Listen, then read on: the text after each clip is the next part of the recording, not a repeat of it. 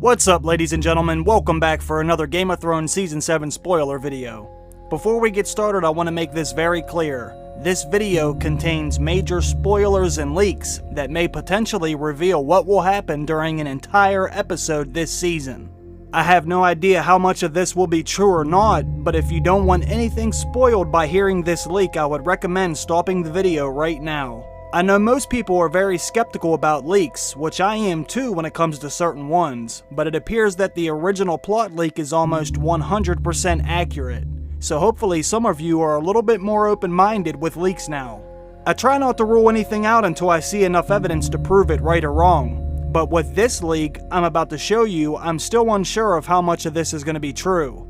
Some of it has already been confirmed by photos, promos, and trailers, but some of it is still unknown. I'm gonna be honest with you right up front. Some of this leak sounds pretty damn crazy. In fact, while I was making this video, I had to stop myself and ask myself if I wanted to finish making the video or not. So I ran a poll on Twitter and I asked all of my Twitter followers if they wanted me to make this video, and the majority of you said yes, so here it is. First, I gotta give a shout out to White's King on Twitter for sending me this information. The leak was originally uploaded on a channel called Frikidoctor. As far as I know, it's a Spanish channel, but someone translated the entire video and posted the translation. I'm going to put the link to his channel down below, and I will put the link to the translated post down below too, just in case you want to see it for yourself from the original source. But I'll let you all be the judge, so let's begin.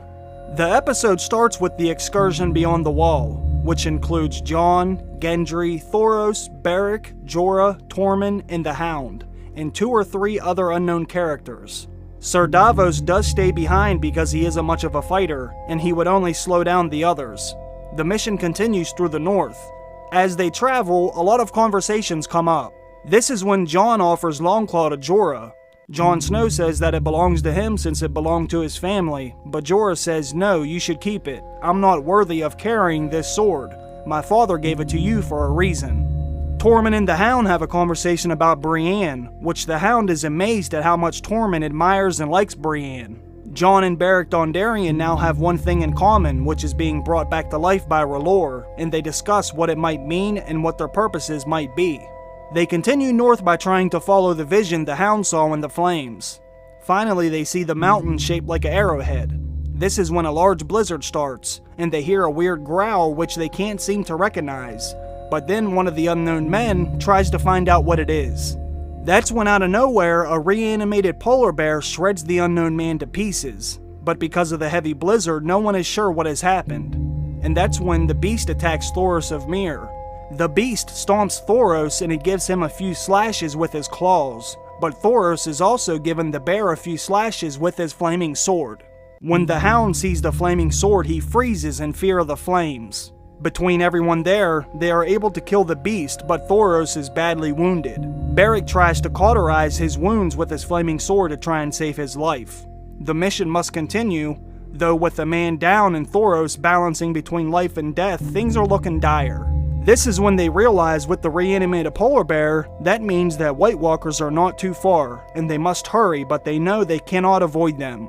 And that's when they run into a horde of whites and one White Walker. This is when Jon battles his second White Walker 1 vs 1. As Jon fights the White Walker, the others try to capture a white, but it's hard because there's other whites also attacking at the same time. But at last, they finally capture one and either put him in chains or gag him or her to try to immobilize it.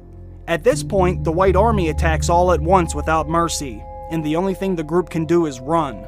They decide they need to split up as they run to increase their chances of survival. Jon then commands Gendry to run back to Eastwatch by the sea and send a raven to Daenerys to come and rescue them. After they run for a while, they come together on a frozen lake. All the movement and fighting eventually breaks up part of the ice, and the group of men are stuck in the middle of the lake on a large piece of ice that floats above the other smaller pieces of ice. They then make a circle and wait for the incoming horde of whites, but the horde doesn't come right away, so they have to wait till they attack. While all of this is going on, Thoros of Myr eventually succumbs to his injuries and dies. Beric then takes his flaming sword and burns Thoros to avoid him coming back as a white. The Night King comes out from afar and stares at Jon Snow, and Jon stares back without fear. The lake begins to refreeze over again, and the horde of whites begin to rush Jon and the group. Tormund is almost overrun during the attack, but he is saved by a fellow companion. During this time, some of them are fighting alone and others are fighting together. It's chaos and not looking good when all of a sudden we hear the famous dragon roars of Drogon, Viserion, and Rhaegal. Daenerys has come to save the day, but she must first help fight back the whites and find a place to land that wouldn't cause the ice to break so her dragons or Jon and company don't drown. Everyone starts to get on Drogon and Rhaegal as Viserion kills whites from above. Jon stays back, fighting whites on his own to let the group board the dragons.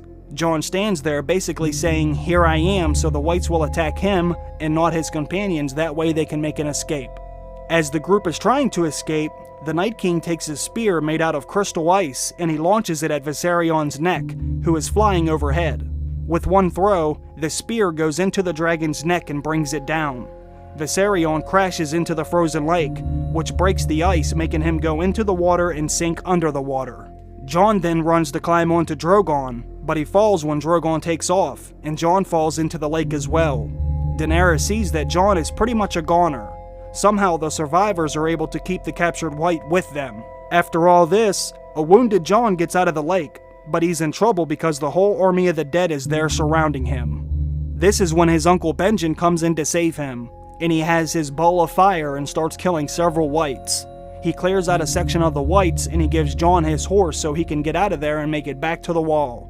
But Benjen is presumably killed while Jon rides off. The survivors make it back to Eastwatch, and Daenerys is traumatized and heartbroken for the loss of her child, Viserion, as any mother would be, but the mission must continue. Jon arrives at Eastwatch by the sea, badly wounded. He is loaded onto his ship headed towards King's Landing along with Daenerys and the others. The Hound is trusted with taking the white to the dragon pit. On the ship, Daenerys goes to check on the wounded Jon Snow. While checking on Jon, he realizes how hurt Daenerys actually is, so he tries to console her, which is when Daenerys tells him, "He was like a son to me. It's like they have taken my son from me." Daenerys begins to tell Jon, "I promise I will defeat the Night King." Jon tells Daenerys, if she does indeed join him with fighting the Night King, he will bend the knee. Jon then calls her Dany, which surprises her, and Daenerys says, "No one has called me Dany since my brother." Jon then says, "What would you like me to call you? My Grace? My Queen?" Daenerys says, "She didn't mean it like that. It's just been a while since someone has called her that, and it was very personal." Jon goes on to say he would bend the knee, but he physically can't because he is so hurt. This takes Daenerys by surprise again, and she says, "You would bend the knee? What about those who follow you?"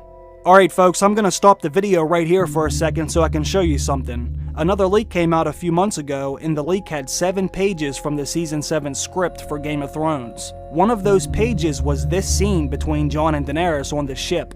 I'll put the leaked script on the screen right now so you can pause the video and read it if you're able to zoom in on it. According to this leaked script, all this does happen on the ship with Jon and Daenerys, and it does sound like Daenerys is talking about one of her dragons being dead, which is very interesting. But once again, I have no idea if this is actually real or not, but it does back up the leak that I've been reading you, if it is in fact true. But let's get back to the video. After Jon and Dany have their discussion on the ship, it then cuts back to the north where the Night King orders Viserion to be pulled from the lake. The whites pull him out of the lake using chains. Viserion is dead, but then he opens his eyes as blue as the Night King's. Then the episode ends. There is more to this leaked episode that I'm about to read to you. Apparently, the person who uploaded this leak wanted to keep all the scenes beyond the wall separate from the other stuff. Because so much happened north of the wall, they didn't want to bounce back and forth and make it too confusing. So the rest of the video is out of order. In Winterfell, the Stark sisters are in a bit of an argument. Arya brings the letter she found in Littlefinger's room, and she confronts Sansa with the letter she signed and asked her what it's about. Sansa says she had to do it to survive. So apparently what this part of the leak is about, if you haven't read the original plot leak, apparently what happens is, when Arya comes back to Winterfell, Littlefinger tries to get Arya and Sansa to bump heads and go against each other. Littlefinger tells Arya that Sansa wrote a letter to her brother Robb, back when he was at war with the Lannisters. Cersei made her write a letter to Robb to bend the knee and swear fealty to Joffrey, what Sansa did do under duress from Cersei, which I think did happen back in Season 1 or Season 2. And that's what Littlefinger's trying to use to say Sansa basically was doing whatever Cersei wanted, to try and get Arya and Sansa to go against each other. Later in the episode, Littlefinger tells Sansa that Jon has left them because he doesn't care about the North. Sansa tells Littlefinger that Jon is the king and he needs to stop trying to get into her head. Sansa tells Brienne that she needs to go to the Dragon Pit to represent her since she's the lady in Winterfell. Brienne doesn't want to go at first since she swore an oath to protect her, but when she finds out Jaime will be there, she agrees to go.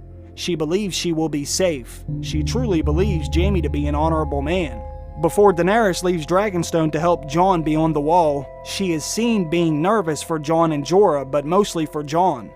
Tyrion sees how much Daenerys starts to care about Jon and is uninterested in anything but news about Jon, which is when she receives a raven from the north asking for help, which she goes to help Jon. Tyrion pleads with Daenerys. He tells her she can't go because if she goes and died, then everything they have been trying to accomplish will be for nothing. Daenerys jumps on Drogon and leaves with her other 2 dragons following right behind her. So what do you all think about this leak? Do you believe any of it? If you're a long-time subscriber to my channel, then you should know most of this has already been confirmed. We know all those characters are going to go north together. We also know there is going to be a frozen lake that's involved with this scene as well. And there is fires this far north that could be dragon fire. Jon does look to be riding off on Benjen's horse as well. I can't speak for everything here, but some of this does look to be true. But like I said earlier in the video, I wasn't sure how much was true, so I was skeptical if I should even make a video about this or not. But most of you on Twitter voted yes, so I decided to make it anyway, that way you can at least hear what this was about. But comment below and let me know what you think about it. Thanks for stopping by and watching the video anyway, I really do appreciate that. And I want to give a big shout out to my Patreon supporters also. I love all of you, have a good day, I'll see you down below. Bye.